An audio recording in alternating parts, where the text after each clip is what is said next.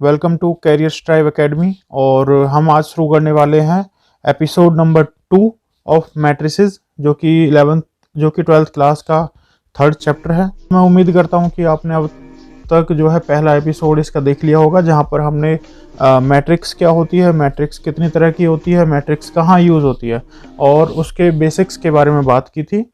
अगर आपने अब तक वो वीडियो नहीं देखा है तो मैं लिंक डिस्क्रिप्शन में दे दूंगा, आप वहां जाकर उस वीडियो को देख सकते हैं। तो आज की वीडियो में हम स्टार्ट करने वाले हैं इक्वल मैट्रिक्स, और उसके बाद हम एक्सरसाइज 3.1 भी सॉल्व करेंगे। तो चलिए दोस्तों, आज की वीडियो स्टार्ट करते हैं।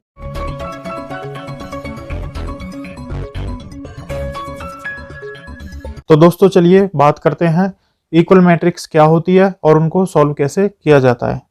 दोस्तों, किन्हीं भी दो मैट्रिक्स को इक्वल होने के लिए सबसे पहली जो कंडीशन है वो कंडीशन है कि दोनों ही मैट्रिक्स का जो ऑर्डर है वो इक्वल होना चाहिए। मान लीजिए कि मैं कोई मैट्रिक्स लिख देता हूं जो कि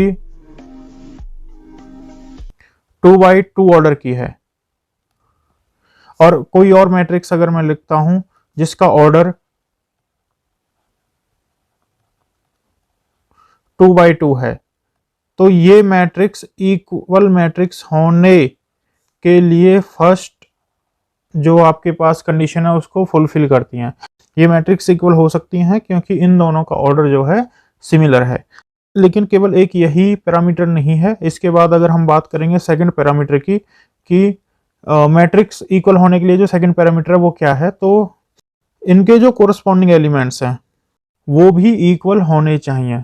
अगर मैं यहाँ इन दोनों मैट्रिक्स पर्टिकुलर एग्जाम्पल लेकर इन दोनों मैट्रिक्स का अगर मैं बात करूं तो मैं कह सकता हूं कि अगर एलिमेंट ए इक्वल होता है एलिमेंट सी के, कहने का मतलब दोस्तों ये है कि एलिमेंट ए आया मैट्रिक्स 1 से और एलिमेंट सी आया मैट्रिक्स 2 से। इन दोनों की अगर मैं पोजीशंस की बात करूं तो ए की जो पोजीशन है वो है 1 फर्स्ट रो फर्स्ट कॉलम, इसी तरह से जो सी है वो है फर्स्ट रो फर्स्ट कॉलम।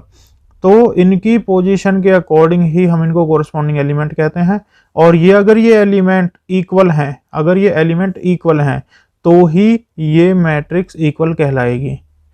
सिर्फ इस एलिमेंट की बात नहीं कर रहा हूं मैं, जितने भी एलिमेंट हैं आपकी मैट्रिक्स में वो सारे के सारे ही इक्वल होने चाहिए। लाइक मैंने अभी जो आपको एग्जांपल दिया, मैट्रिक्स ए है ये, अब ये मैट्रिक्स इक्वल होगी इस मैट्रिक्स के जो कि सेकंड मैट्रिक्स है।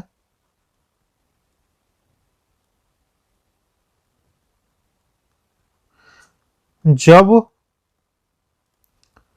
इस मैट्रिक्स का पहला कॉलम, इस मैट्रिक्स का पहला एलिमेंट इस मैट्रिक्स के पहले एलिमेंट के बराबर होगा, यानी मैं कह सकता हूं जब पहली मैट्रिक्स का A11, मैं अगर इसको नाम दे दूं A मैट्रिक्स और इसको नाम दे दूं मैं B मैट्रिक्स, तो ऐसा कह सकता हूं कि मैं A मैट्रिक्स के जो एलिमेंट्स हैं जब B मैट्रिक्स के कोरस्पॉन्डिंग एलिमेंट्स के इक्वल होंगे तब वो जो मैट्रिक्स हैं वो इक्वल कहलाएंगे। तो सारे एलिमेंट्स हमें चेक करने हैं, अगर वो एलिमेंट्स इक्वल हैं तो ही वो मैट्रिक्स इक्वल कहलाएंगे। तो ये हो गए किसी भी मैट्रिक्स को इक्वल होने के लिए दो क्राइटेरियाज। क्या है वो दो क्राइटेरिया, मैं एक रिवीजन कर देता हूं इनकी। तो दोस्तों, किसी भी दो मैट्रिक्स को इक्वल होने के लिए जो पहला क्राइटेरिया है वो है ऑर्डर शुड बी सेम। जो दोनों मैट्रिक्स का ऑर्डर है वो सेम होना चाहिए। अगर कोई मैट्रिक्स 3x2 ऑर्डर की है तो दूसरी मैट्रिक्स भी 3x2 ऑर्डर की ही होनी चाहिए, केवल तब वो इक्वल हो सकती हैं। उसके बाद जो मोस्ट इंपोर्टेंट क्राइटेरिया है फ्रेंड्स वो है दोनों ही मैट्रिक्स का जो कोरस्पॉन्डिंग एलिमेंट्स हैं वो एक दूसरे के इक्वल होनी चाहिए।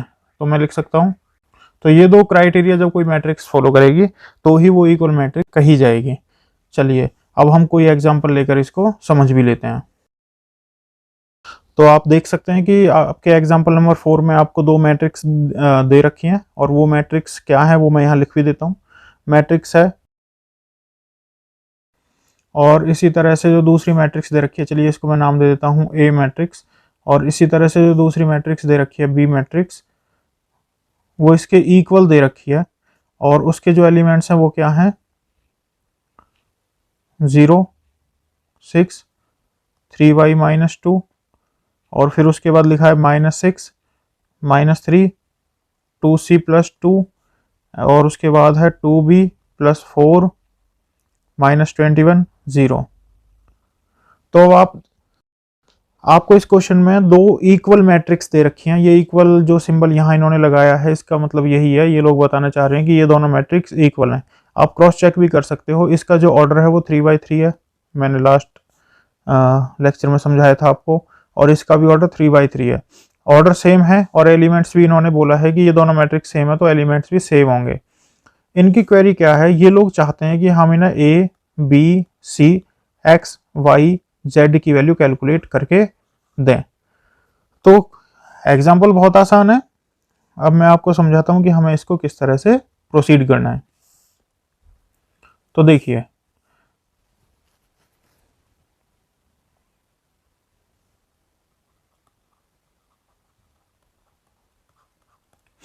आपको दे रखा है कि दोनों ही मैट्रिक्स इक्वल हैं, तो मैं लिख सकता हूं कि भाई गिवन है both matrix are equal, both matrices are equal. तो दो कंडीशन होती हैं। पहली कंडीशन तो आपने देख ही ली, हाँ भाई ऑर्डर दोनों के सेम है। उसके बाद जो सेकंड कंडीशन होती है, corresponding elements should be equal. तो अगर ये दोनों मैट्रिक्स इक्वल हैं तो इनके एलिमेंट्स भी इक्वल होंगे।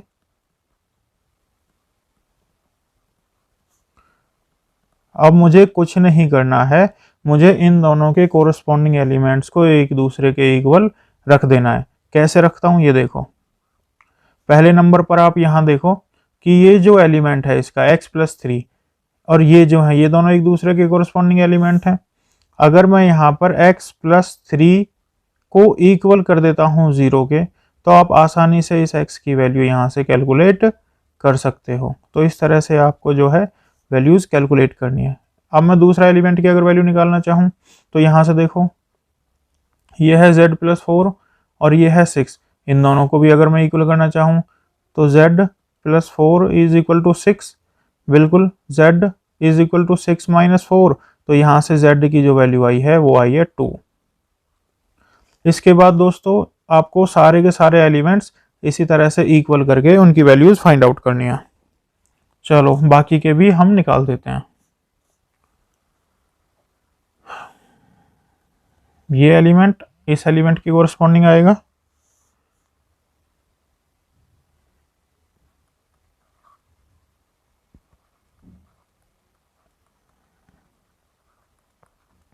अब जो सिमिलर टर्म्स हैं उनको एक तरफ ले आओ, 2y और इधर जाएगी तो ये -3y हो जाएगी, और जो न्यूमेरिकल टर्म्स हैं उनको एक तरफ ले आओ, -2 + 7।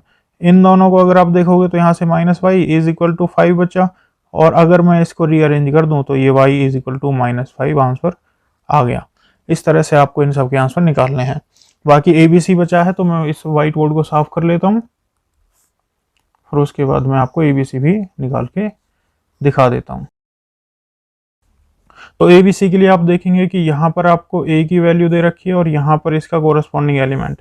अगर मैं इन दोनों को इक्वल रख दूं, A - 1 इज इक्वल टू -3, तो यहाँ से आप इसको रीअरेंज नहीं कर सकते हो क्या, -3 + 1, अरे ये माइनस इधर जाएगा तो ये प्लस का हो जाएगा, और A की वैल्यू हो जाएगी आपके पास -2।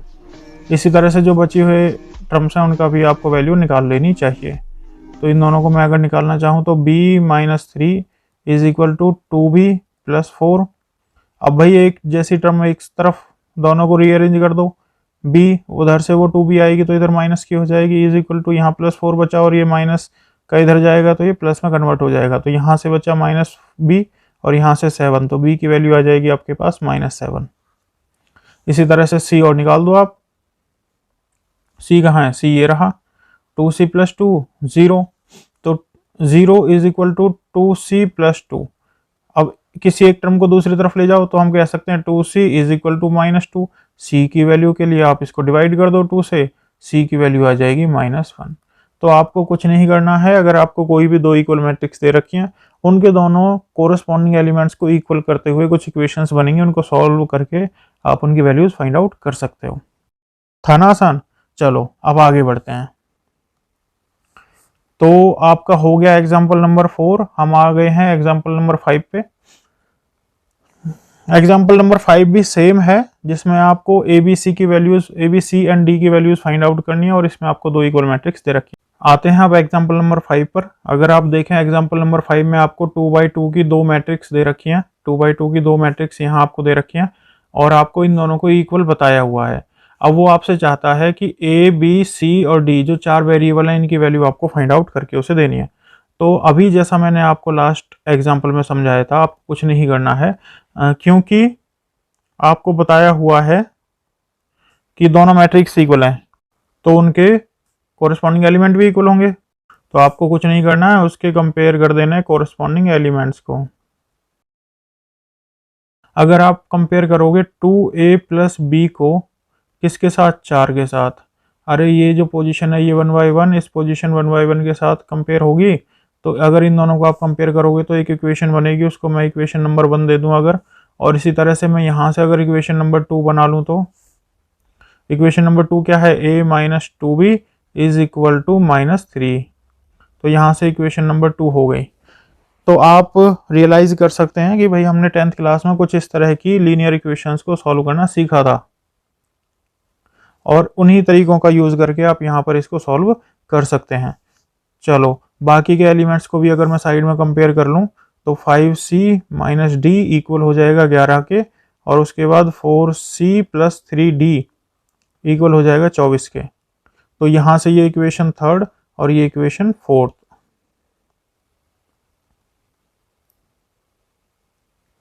अब मैं इन इक्वेशंस को अगर सॉल्व करना चाहता हूँ तो भाई 10th क्लास में आप पढ़ चुके हो कि किस तरह से दो लीनियर इक्वेशंस को, टू वेरिएबल लीनियर इक्वेशंस को सॉल्व किया जाता है। इसको भी समझाऊं तो ठीक है। आपको क्या करना है, आपको किसी एक वेरिएबल को सिलेक्ट करना है और उसके जो कोफिशिएंट है उनको इक्वल कर देना है। इक्वल कैसे करोगे आप उसमें किसी न्यूमेरिकल टर्म का मल्टीप्लिकेशन करोगे जिसकी वजह से वो दोनों के कोफिशिएंट्स इक्वल हो जाएं। यहाँ पर मैं सिलेक्ट कर लेता हूँ बी को। आप यहाँ देखो कि इक्वेशन नंबर सेकंड में बी का कोफिशिएंट -2 है और ऊपर 1 है। तो अगर मैं ऊपर 2 की मल्टीप्लाई कर दूं, अगर मैं इक्वेशन नंबर 1 में 2 की मल्टीप्लाई कर दूं तो क्या होएगा,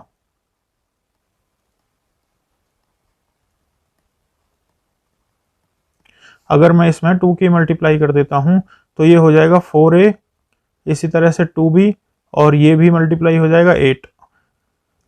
और सेकंड इक्वेशन को मैं अगर यहाँ एज इट इज लिख दूं a minus 2b is equal to -3, और इसको आप देखेंगे कि इसमें दोनों वेरिएबल्स अपोजिट साइन के हैं तो इनको दोनों इक्वेशंस को मैं यहाँ पर ऐड कर सकता हूँ। तो ऐड करने के बाद आएगा 5a और 2b से 2b कैंसिल हो जाएगा ऐड करने के बाद, और उसके बाद आप देखेंगे 8 माइनस 3 हो जाएगा 5। तो यहाँ से आपके पास जो आंसर आएगा वो आएगा 5a इज इक्वल टू 5। तो a की वैल्यू निकालने के लिए मैं 5 से 5 को डिवाइड कर दूंगा और a की वैल्यू यहाँ से मैं 1 निकाल सकता हूँ। इसी तरह से दोस्तों हम अगली जो दो इक्वेशंस है, इक्वेशन नंबर 3 और इक्वेशन नंबर 4, यहाँ से सी और डी की वैल्यू निकालनी है, इनको भी मैं इसी तरह से सॉल्व कर सकता हूँ। तो चलिए इनको भी हम सॉल्व कर लेते हैं। तो इक्वेशन 3 और 4 में आप देखेंगे कि इक्वेशन 3 में अगर मैं 3 से मल्टीप्लाई कर दूं तो ये इक्वेशन ट्रांसफॉर्म हो जाएगी एक न्यू इक्वेशन में जो कि होगी 5c minus 3d is equal to 33।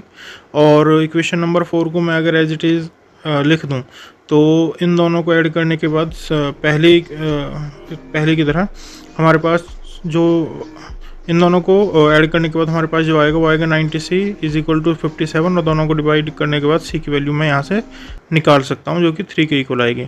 अभी आपको क्या करना है, इस c की वैल्यू को किसी भी एक इक्वेशन में पुट करना है। मैं यहाँ पर 3 इक्वेशन में पुट करूँगा और इसी तरह से आप देखेंगे कि a की जो वैल्यू मैंने पहले निकाली थी उसको भी किसी न किसी इक्वेशन में पुट करने के बाद आप इसको फर्दर सॉल्व कर सकते हैं फॉर नेक्स्ट 2 वेरिएबल्स। तो देखिए मैं इनको पुट करके आपको नए जो बचे हुए 2 वेरिएबल हैं उनकी वैल्यू भी निकालना सिखा देता हूँ।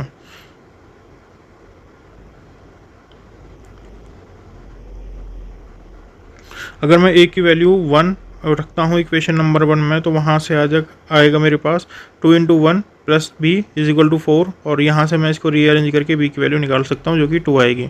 इसी तरह से जब मैं c की वैल्यू को इक्वेशन नंबर 3 में रख दूँगा तो मेरे पास आएगा 5c minus d is equal to 11, और वहाँ से मैं c की वैल्यू को रख सकता हूँ। और इस तरह से मेरे पास यहाँ रीअरेंज करने के बाद d की वैल्यू भी निकल के आ जाएगी। तो इस तरह से दोस्तों आप इन छोटे छोटे इक्वेशंस को सॉल्व कर सकते हैं, और किसी भी, जैसे कि हमें यहाँ ABCD दिया हुआ था, किसी भी वेरिएबल की वैल्यू आप कैलकुलेट कर सकते हैं। तो चलिए अब हम स्टार्ट करते हैं आपकी एक्सरसाइज नंबर 3.1, और इसके कुछ एग्जाम्पल, कुछ क्वेश्चंस हम आज इस एपिसोड में कंप्लीट कर लेते हैं और कुछ क्वेश्चंस हम नेक्स्ट एपिसोड में कंप्लीट कर लेंगे। तो चलिए सबसे पहले हम देखते हैं कि आपके क्वेश्चन नंबर 1 में क्या बोला है उसने। तो भाई उसने बोला है, उसने एक मैट्रिक्स दे दी है आपको, और उसने उस मैट्रिक्स में कुछ क्वेश्चंस उसने पूछे हैं, जैसे कि सबसे पहले उसने बोला है ऑर्डर बताना है आपको मैट्रिक्स का, उसके बाद बोला है द नंबर ऑफ एलिमेंट्स, यानी कितने एलिमेंट्स हैं, और उसने कुछ एलिमेंट्स की पर्टिकुलर लोकेशन दी है, वो एलिमेंट्स हमें वैल्यूज फाइंड आउट करनी है। तो वो मैट्रिक्स क्या है, वो मैट्रिक्स जो आपको दे रखी है वो है 2, 5, 19, -4, उसके बाद है 35, भाई ये थोड़ा सा आउट चला गया,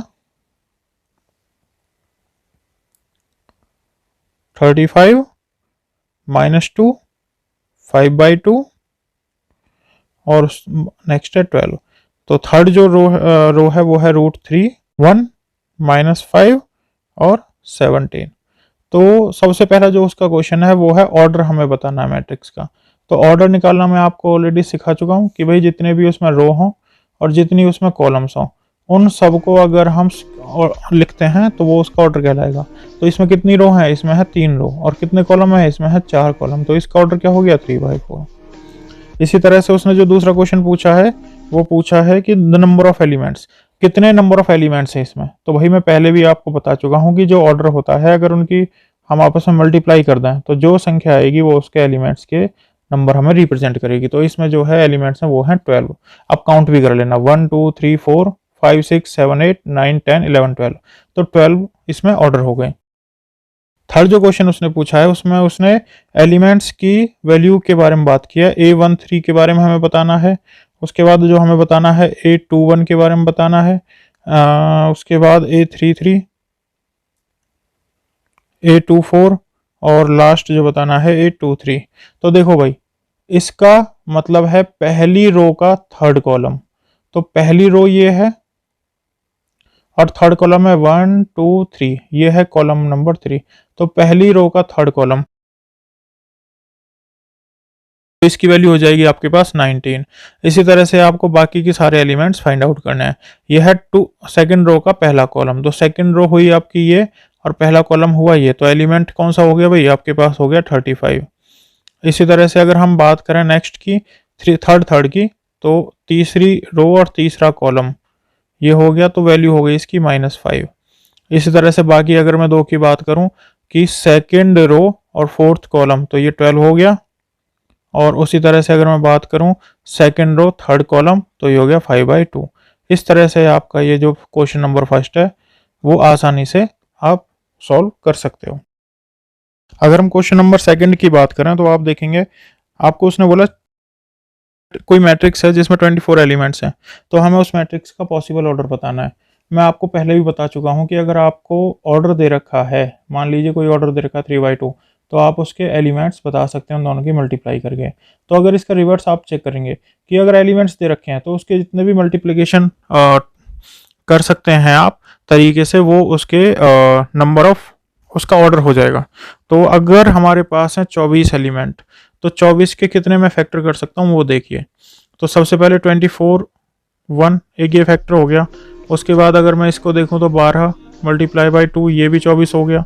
अगर मैं उल्टा चलता हूँ, 12 से कम 11 है 10, 9 8, 8 पे जाएगा, फिर 6 पे जाएगा, और इनको मैं रिवर्स भी कर सकता हूँ। अगर कॉलम 1 और 24 रो हो, कॉलम हो, रो 1 हो, और इस तरह से इन सब को अगर मैं रिवर्स कर दूं तो जो भी ऑर्डर आएंगे वो आपके एलिमेंट जो भी रिक्वायर्ड मैट्रिक्स है उसका ऑर्डर हो जाएगा। तो इस तरह से ये 4 और ये 4, 8 तरह की मैट्रिक्स आप यहाँ से बना सकते हो। और उसके बाद चलिए हम आते हैं आपके ऑप्शन नंबर 2 पे, जहाँ पर आपको दे रखा है कि if you have 13 elements what would be the order. तो दोस्तों हमें कुछ नहीं करना है, हमें 13 अगर एलिमेंट्स दे रखे हैं तो हमें उनके फैक्टर्स निकालने हैं। तो यहाँ पर पहला फैक्टर हो जाएगा हमारे पास 13 इंटू 1। कहने का मतलब ये है कि 13 उसमें रो हो सकती हैं और कॉलम की वैल्यू उसमें 1 हो सकती है। 13 और किसी नंबर से तो डिवाइड होता नहीं है, तो केवल एक ही ऑर्डर है। और इसका अगर मैं रिवर्स कर देता हूँ 1 इंटू 13, जहाँ पर हम कह सकते हैं कि उसमें रो जो है सिंगल है और 13 नंबर ऑफ कॉलम्स हैं। तो इन दोनों ऑर्डर्स के साथ आप दो तरह की मैट्रिक्स बना सकते हो अगर आपके पास 13 है, अगर आपके पास 13 नंबर ऑफ एलिमेंट्स हैं।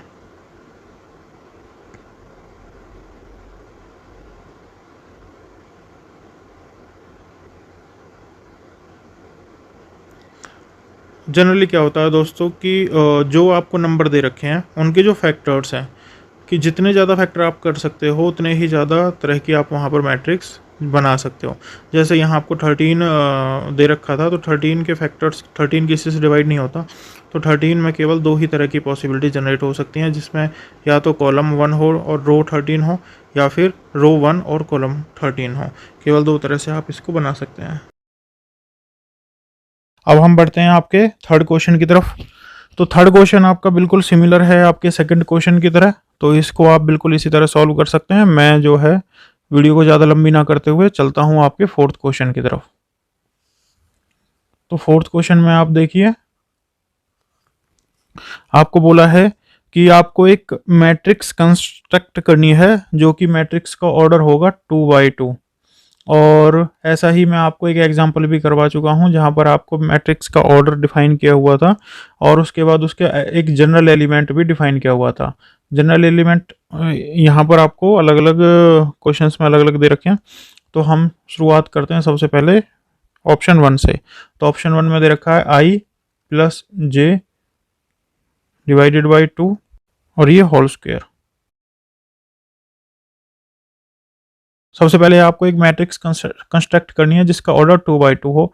अगर मैं ये मैट्रिक्स मान लूँ A11 A12 A21 A22, ये कोई मैट्रिक्स है जिसमें 4 एलिमेंट हैं और इसका ऑर्डर 2x2 है।